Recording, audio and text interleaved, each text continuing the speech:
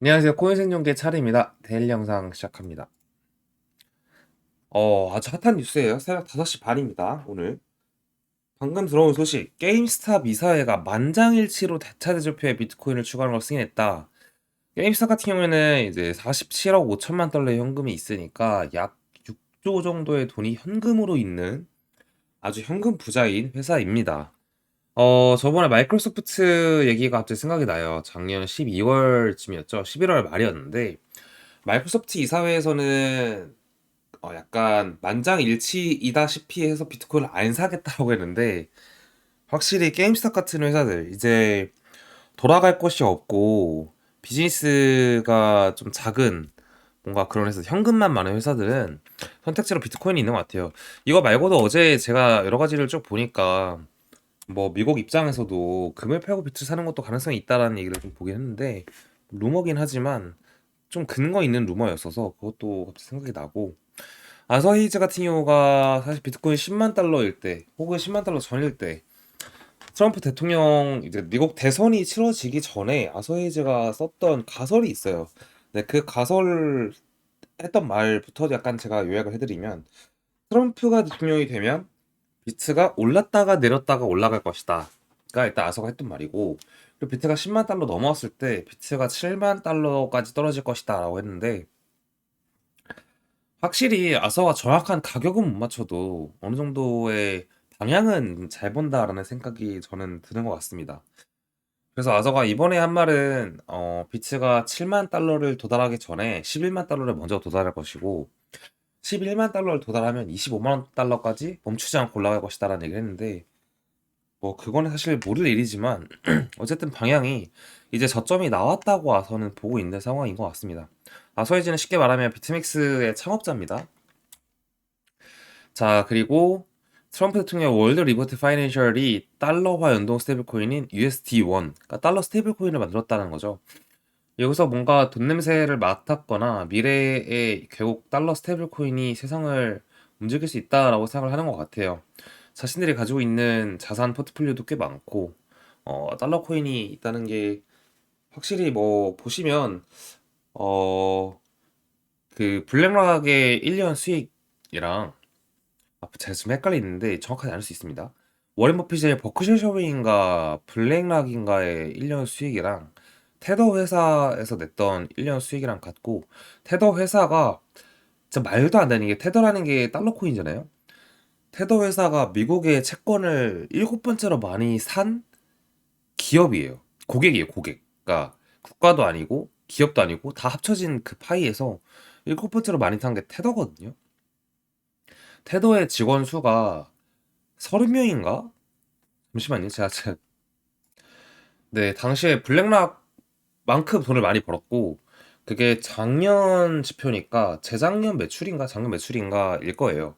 그때가 이제 직원 수가 30명에서 뭐 이 정도 왔다 갔다 했던 동안 지금 120명이고, 엄청 큰 회사가 된 거죠. 달러 코인이라는 거 하나를 만들어서. 근데 사실 트럼프 대통령 월드 리버티 파이낸셜도 이런 거를 하고 있다. 같은 거를 준비하는 것 같다. 근데 사실 뭐 여러분 아시겠지만 서클에 USDC가 나왔든 뭐 예전 루나에 UST가 나왔든 USDT를 이기는 건 없습니다. 테더가 최고예요. SEC와 리플은 나머지 장소를 취하기로 합의했으며 리플은 에스크로에서 7,500만 달러로 회수했고 SEC는 5천만 달러를 유지했다. 이는 장기적으로 진행 중인 소송에 대한 최종 해결책이 갈수 없다. 그러면 리플 관련된 SEC의 이 소송도 그냥 아예 끝난 것 같고요. 이미터블 X에 대한 조사도 종료했고 지금 이런 식으로 SEC가 다시 걷고 있는 행보를 보면 알트코인에 대해서 그냥 아예 다 그냥 소송했던 거 무효다. 뭐 행위 너네 잘못한 거 없다. 이런 식으로 결론이 나고 있습니다. 네, 그리고 이제 SEC 암호화폐 테스크포스가 암호화폐 원탁회의 4개를 더 개최를 이제 한다. 아니, 4회, 4개, 죄송합니다. 4회를 더 4회 개최해서 이게 쉽게 말하면 뭐냐면 여기 주제가 나와 있죠. 뭐 4월 11일 날 이거는 크립토 트레이딩에 대한 규제에 대한 얘기를 하는 것 같고 4월 25일 같은 경우에는 이제 커스터디 크립토 보관 서비스에 관한 걸 하는 거고 5월 달은 토커나이제이션이라 꽤 중요한 것 같아요. 이게 무빙 에셋 온체인에서 자산을 온체인, 그러니까 블록체인 위로 올리는 것. 그래서 트레드파이랑 디파이의 어떤 만남이 어디에 있을까? 그 접점을 얘기하는 게 5월일 것 같고, 쉽게 말하면 이 내용대로라면 아마 4월에 이게 진짜 워싱턴 DC에서 일어나는 거라서 좀 중요한 얘기 같은데, 4월에 나온 얘기가 굉장히 크립토 트레이딩에 호전적이면 그냥 시장 자체가 좋아지겠죠. 누구나 사고 팔고 하기 때문에. 그리고 4월 25일 같은 경우는 기업들에게 이익이 되는 내용이 나올 것 같고, 5일 같은 경우에는 이제 디파이랑 트레드파이의 접점의 그 무빙 에셋 온체인이니까 아마 온도 파이낸스나 그 OM, 만트라 같은 그런 애들이 이제 아주 직접적인 호재를 받을 수 있는 내용이 나오겠죠. 그리고 6월은 디파이 and the American 스피릿이라고 하니까 뭐 디파이 쪽을 굉장히 미는 그런 얘기가 나올 것 같습니다. 결국 이렇게 보면 또 돌고 돌아 얘기를 다시 보면 2020년도랑 비교하는 건 좀 안 맞지만 반감기 해가 있었던 2020년도에 이제 여름부터 21년 겨울 넘어갈 때 디파이가 먼저 고점을 찍고 시장이 막 좋아졌다가 디파이는 25년, 24, 21년 겨울, 그러니까 20년에서 21년 넘어가는 거니까 21년 1월 달, 2월 달이 고점이고 11월 달 비트 고점 때 사실 디파이는 고점이 아니었어요. 뭐 그런 생각이 좀 듭니다. 이거는 리마인드 차원이긴 한데 항상 이 시장에서 호재의 거의 막바지의 끝이라고 하면은 뭐 2017년 9월 달부터 거래소 폐쇄를 시작으로 중국이 아예 비트코인에 대한 거래를 못하게 하고 있는, 최고는 이제 2021년도에도 못하게 만들었고 그런 상황인데, 이게 결국 비트코인이 다시 비공개 회의를 개최하면서 어 비트코인을 보유하는 쪽으로 중국 얘기가 나오지 않을까라는 얘기가 있습니다. 지속적으로 루머가 나오는데, 루머가 나온다는 거는 이유 없이 루머가 나오지는 또 않아요. 그래서 중국이 정말 이 비트코인을 매수하거나 보유한다 뭐 이런 얘기가 좀 나오거나 거래소를 다시 오픈하거나 이런 얘기가 나오면 매우 매우 시장이 좋지 않을까라는 생각이 듭니다. 자, 이거는 해시 리본이라는 지표인데요. 2023년부터 해시 리본의 주봉을 본 겁니다. 자, 이거 보시고 여러분이 알아서 생각을 하시면 됩니다. 이거는 뭐 딱히 코멘트를 안 할게요. 이거 코멘트 해봤자 뭐 네가 맞네 내가 맞네 그 지표 안 맞네 맞네로 또 뭐라고 뭐 서로 댓글에 싸우기도 하고 뭐 저희한테 뭐막 뭐라고 하기도 하고 하니까 그냥 알아서 생각하시면 됩니다. 여기서 어떠한 규칙을 찾으세요. 그러면 사실 이게 뭘 얘기하고 싶은지 뭐 어떤 건지를 아실 거라고 생각이 드니까 규칙 찾고 네, 열심히 사시면 됩니다. 그리고 그냥 잠깐 화면 멈추고 여러분들 보시고 아 하면 이제 이해하실 수 있습니다. 차트 보러 갈게요. 빠이. 네, 비트 차트 보면 일단 두 가지 저항선을 볼 수 있을 것 같습니다. 첫 번째로는 메인 저항선 보라색, 두 번째로는 이제 빨간색 이 우상향하면 생긴 상승 저항 채널, 이렇게 볼 수 있습니다. 그래서 지금 상승 저항 채널이랑 보라색이 크로스를 하는 이 9만 3천, 5천 요 사이 여기를 한번 찍으면 저항을 맞고 떨궜다가 재차 오를 수 있다 라고 보고 있습니다.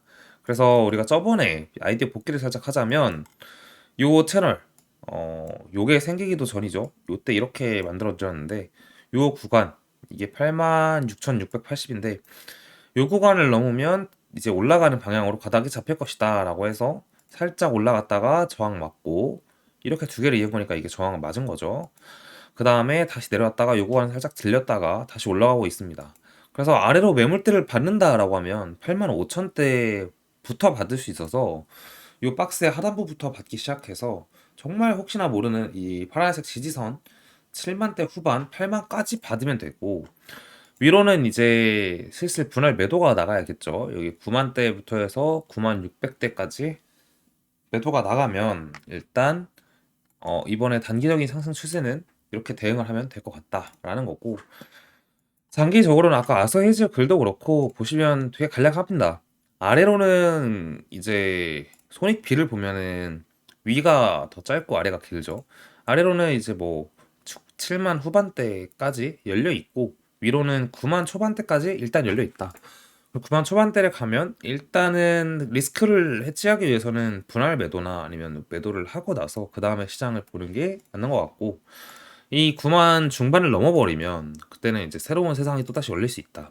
근데 아마 그렇게 될 가능성이 높아요. 우리가 이 요 핑크색 박스를 칠한 것처럼 또 하나의 박스가 위에 하나가 좀 생기는데 보시면 그게 이제 요 박스가 되겠습니다. 자, 그래서 일봉으로 보게 되면 여기가 이제 93,000대부터 95,000대까지인데 쉽게 말하면 95,000대를 넘겨줘야 돼요. 95,000대를 넘으면 다시 우리는 요 구간 이렇게 보여드릴게요. 아이고, 네, 요 위에 96,000과 99,000 후반, 그러니까 10만이 되기 전 구간에서 요 구간에서 시간을 좀 많이 보낼 거예요. 여기서 9만을 뚫어냈다가 여기를 도달했다가 이렇게 봐야겠죠? 도달했다가 내렸다가 다시 올라서 이 구간에서 좀 오랫동안 시간을 한 2주, 최소한 1, 2주 혹은 뭐 한 달 이렇게 횡보하다가 위로 날아가면 거기서 11만까지는 한 방에 갈 가능성이 높다. 그렇게 생각하면 될 것 같습니다. 기본적인 시나리오는 이렇게 짜드리면 될 것 같으니까 요걸 기준으로 살짝 생각하고 계시면 조금 이해하기 편하지 않을까, 네, 그런 생각이 듭니다. 이렇게 제가 체크해 드릴게요. 이게 1, 2, 3의 박스를 생각하면은 매매하는 데 도움이 될 것 같다. 네, 그리고 비트 도미너스는 일단 아직 내려갈 생각이 없습니다. 비트 도미너스는 그냥 일단 횡보 중이에요. 비트가 올라갈 때 알트가 더 오른다라고 보기가 아직은 어려워요. 그래서 얘기한 게 안정적으로는 이 55포인트 미만으로만 떨어져도 그냥 알트가 이때부터 사도 다시 날아가니까 좀 기다리자, 이렇게 말씀드리도록 하겠습니다. 여기까지 하고 마칠게요.